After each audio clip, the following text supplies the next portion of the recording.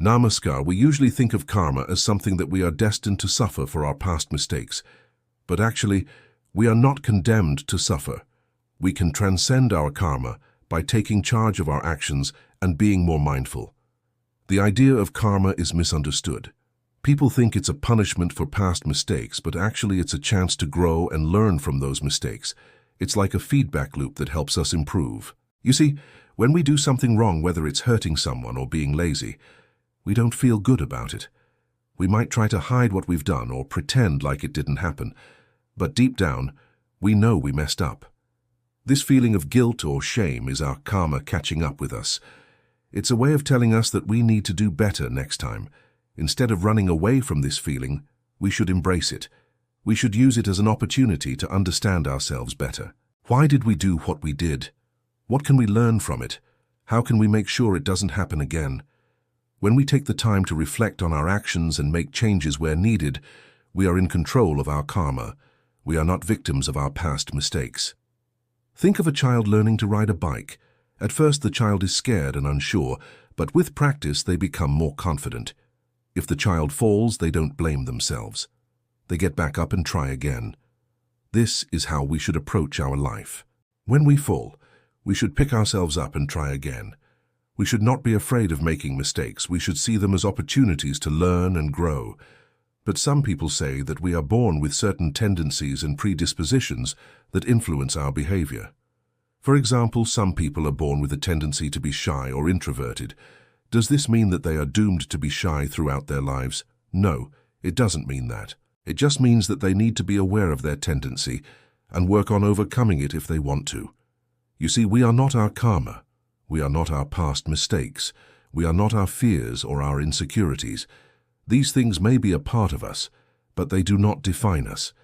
We have the power to choose who we are and what we do.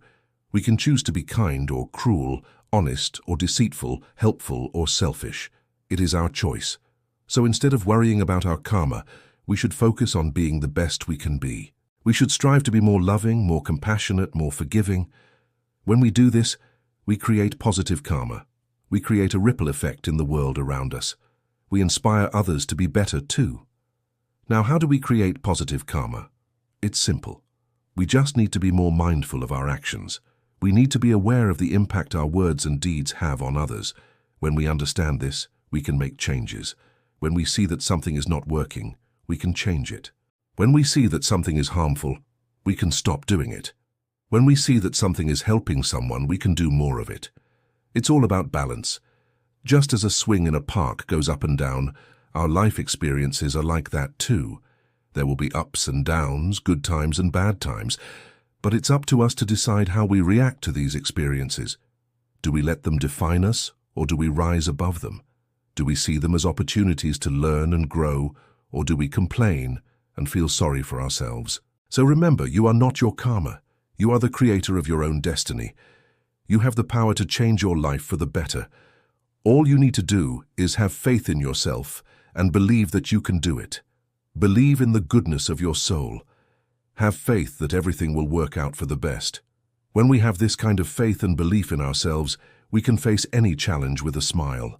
We can overcome any obstacle with ease.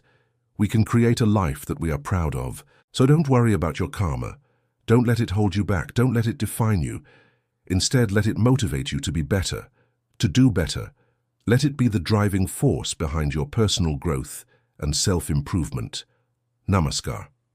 Today's quote is from Marcus Aurelius. He says, "The fruit of this good conduct is good character, and the fruit of good character is peace of mind." What does that mean? Let's break it down. You know, most people think of karma as something out there, some kind of force that's going to punish them if they do bad things, or reward them if they do good things.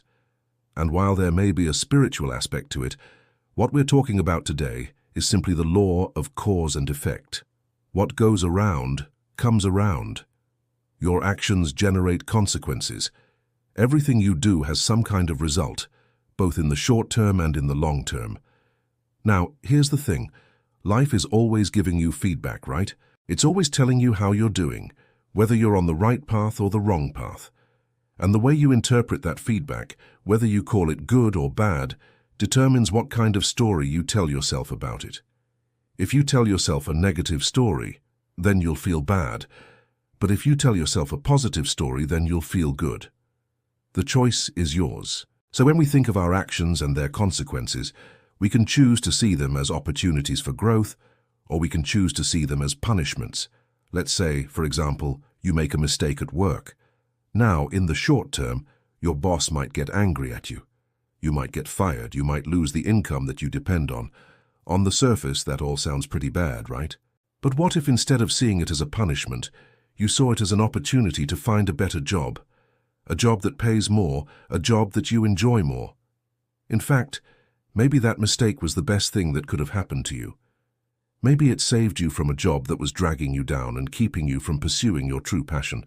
The point is, we can choose to see the world in a positive light, even when things are difficult. When we do this, we open ourselves up to infinite possibilities because we stop limiting ourselves by our circumstances.